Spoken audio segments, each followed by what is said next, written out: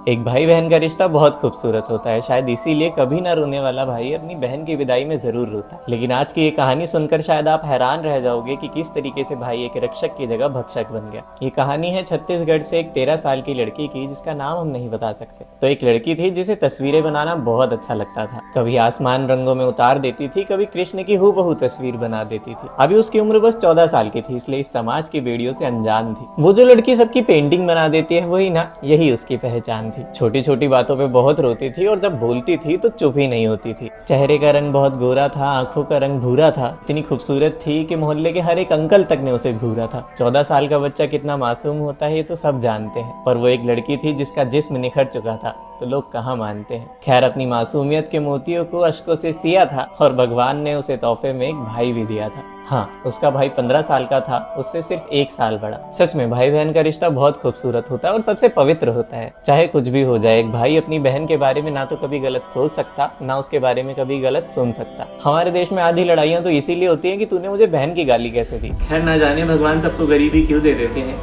कि उसके पापा के साथ साथ उसकी माँ भी काम पे जाती थी। उसके मम्मी पापा दोनों सुबह उठते ही काम पे चले जाते थे और घर में रहते थे वो और उसका भाई। 2 बजे तक दोनों का स्कूल चलता था, उसके बाद दोनों घर आ जाते थे। उसके घर से थोड़ी सी दूरी पे उसकी बुआ का भी घर था। बुआ का एक बेटा था जिसकी उम्र अभी 16 साल थी और उसका सगा भाई और उसके बुआ का बेटा दोनों आपस में बेस्ट फ्रेंड्स थे। पर बेस्ट फ्रेंड्स होने के साथ साथ दोनों एक नंबर के बदतमीज थे। भगवान अगर किसी को तोहफे में खूबसूरती देता है तो उसके साथ लाखों परेशानियां भी देता है। सबसे पहला तो ये समाज जो उसे घूरता ही रहता है। वो लोग जो उस जिस्म की तलब के लिए, अपनी प्यास बुझाने के लिए अपनी सारी सीमाएं भूल जाते हैं। लड़की खूबसूरत हो या ना हो, रात में अकेले बाहर निकल ही नहीं सकती। उसे पता होता है कि ये समाज उसे घर लौटने कभी नहीं देगा। पर अभी वो सिर्फ 13 साल की थी, उसे इन सब बातों के बारे में कुछ भी नहीं पता था। हर साल अपने दोनों भाइयों को राखी बांधती थी, बदले में एक चॉकलेट ही तो मांगती थी। पर एक दिन इस सुनहरे आसमान को काले बादलों ने घेर। न जाने क्यों उसकी मासूमियत पर छा गया था अंधेरा। हल्की हल्की हवा छाई, पर उसे ये खामोशी समझ ही नहीं आई। और समझ आती भी कैसे कि अभी उसकी उम्र ही इतनी ज्यादा छोटी थी। आज भी बाकी दिन की तरह मम्मी और पापा काम पर गए थे, पर स्कूल से आते वक्त वो दोनों भाई बहन भीग गए थे। बेरुख सी बहारों में किसी नादान परी की तरह खो गई थी। भीगने की वजह से वो थक गई थी, इसलिए वो आराम से सो गई थी। इस स्कूल ने, इस समाज ने कभी उसे बैड टच के बारे में पढ़ाया ही नहीं था।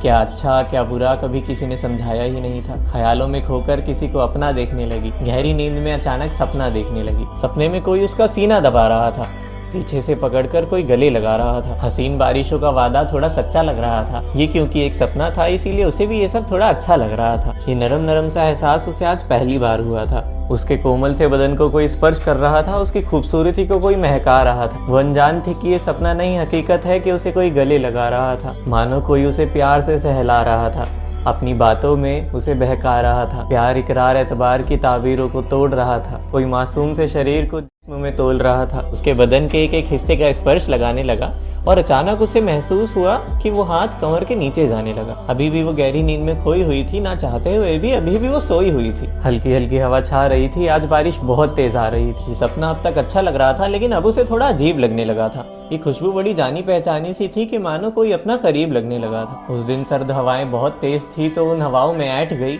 अचानक उसकी आंख खुली और आंख खुली तो उठकर बैठ गई। नजर झुकाई तो देखा उसके कपड़े नीचे हुए पड़े थे। नजर उठाई तो देखा वहां दोनों भाई खड़े हुए थे। तकदीरों के दामन बिगड़ने जा रहे थे, पर वो दोनों भाई अभी भी कुछ समझ नहीं पा रहे थे। शर्माई वो, उसे लज्जा आई। जल्दी से उसने चुन्नी उठाई और अपने सीने पे लगाई। ये सब क्या हो रहा था बता ही नहीं रहे थे। वो हैरान थी ये देखकर कि उसके भाई उस पर से नजर हटा ही नहीं रहे थे। नादान था वो बदन जिन्हें उन हाथों ने जकड़ लिया। चुपचाप जब उठने लगी बाहर जाने के लिए तो उन दोनों भाइयों ने उसे कसकर पकड़ लिया और अचानक कहते, सुनना, तू तो हमारी बहन है, तू तो हमारे साथ वो सब कर ही सकती है। कोई बात नहीं, हम किसी को नहीं बताएंगे। वो घबराई, डर गई और उसने चिल्लाकर बोला कि मैं मम्मी को बता दूंगी। और तू यहाँ क्या कर रहा है? जल्दी से घर जा वरना बुआ को बता दूंगी। ये मासूमियत के दामन पहेलियों में फंसने लगे। दोनों ने एक दूसरे को देखा और दोनों हंसने लगे। एक ने उसका बदन पकड़ा, एक ने उसके कपड़े हटाए। इतनी सी उम्र में ऐसा काम करते हुए वो बिल्कुल ना घबराए। एक ने उसके मुंह पे हाथ रखा, एक ने उसका सीना दबाया। एक एक करके दोनों ने उसके जिस्म को अपने गले लगाया। वो रोती रही मगर उसके आंसुओं को नजरअंदाज करते रहे। भुलाकर वो रिश्ता अपनी सगी बहन के साथ ये सब वो करते रहे। ये बेड़ियां कैसी थी जो अपनों ने फरेब बनकर लगाई। इतना कम था कि उन दोनों ने उसकी वीडियो तक बनाई। कहते अगर मम्मी या पापा को बताया तो तेरी ये वीडियो हम सोशल मीडिया पे डाल देंगे। मम्मी को सबसे ज्यादा क्या पसंद है? तेरा कैरेक्टर। उछाल देंगे। जब लम्हा थम गया, आंसू बहने रुक गए, आखिर उस जगह पर उसका भाई था, इसीलिए किसी को कुछ नहीं बोला। एक दिन जब उसके पीरियड्स चल रहे थे तो उसने अपने दोनों भाइयों को मना किया कि नहीं, आज मैं ये सब नहीं कर सकती।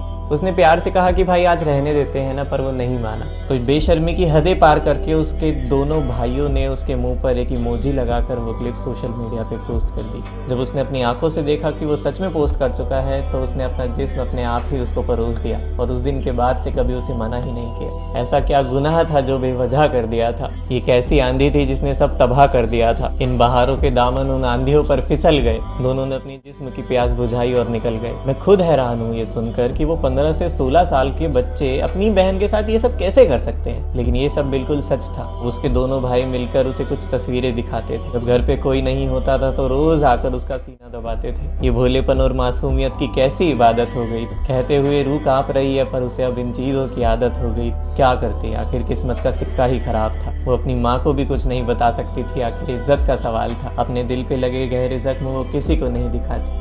आज भी वो तड़पती रहती है, पर ये बात किसी को नहीं बताती। अब उसे इन सब चीज़ों की आदत लग गई है, क्योंकि उसे पता है कि अगर मैंने किसी को बताया तो इसका असर कहीं ना कहीं मुझ पर और मेरी ज़िंदगी पर भी पड़ेगा। मेरा पूरा परिवार बिखर जाएगा, मेरे रिश्तेदारों से बोलचाल बंद हो जाएगी। मेरे पापा इसका स्कूल छुड़वा देंगे, वो कभी अपनी ज़िंदगी में अपनी मर्जी से कोई काम नहीं कर पाएगी, अपने घर से बाहर नहीं जा पाएगी। अपने बच्चों का ध्यान रखा करो। अगर तुम उन्हें अकेले घर पर छोड़ के जाते हो तो अपनी बेटी का ध्यान रखा करो। उससे पूछा करो कि उसे किसी बात का डर तो नहीं है या फिर उसे कोई सता तो नहीं रहा है। उसकी इज्जत से बड़ी उसकी मासूमियत है, उसकी जिंदगी है। इस समाज में इज्जत के नाम पे लड़कियों को डराया जाता है, इतना डराया जाता है कि कभी वो किसी अपने से अपने दिल की बातें शेयर कर ही नहीं पाती। कभी किसी का चाचा, कभी किसी का फूफा, कभी किसी का खुद का भाई। माना हर लड़का एक जैसा नहीं होता, पर हमेशा लड़का ही क्यों होता है? गली में, मोहल्ले में या फिर बाजार में चलते हुए कोई लड़का छेड़ दे तो वो अपने घर पे आकर बता भी नहीं पाती। क्यों? क्योंकि उसके घर वाले अगले दिन से उसे जाने ही नहीं देंगे। न सब होने के बाद भी ये समाज लड़कियों पे, लड़कियों के कपड़ों पे सवाल उठाता है। न जाने कितनी लड़कियों की कहानियां ऐसी होगी जिनके साथ ये सब होता है, पर वो आवाज नहीं उठा पाती। क्यों? क्योंकि उनका परिवार बिखर जाएगा। ये कहानियां किसी पुलिस स्टेशन में दर्ज नहीं होती, किसी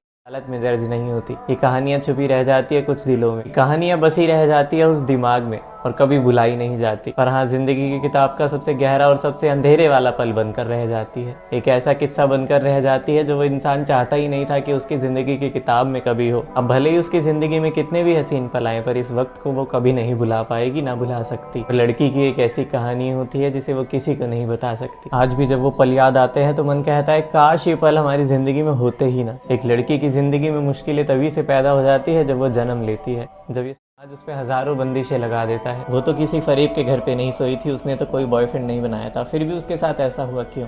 क्या वजह थी? वो सिर्फ 14 साल की थी और उसका भाई भी ज्यादा उम्र का नहीं, सिर्फ 15 साल का और 16 साल का था। गलती थी उस समाज की, उस इंस्टाग्राम की, जो ये सब चीज़ों को प्रमोट करके दिखाता है, छोटे छोटे बच्चों को बिगाड़ता है।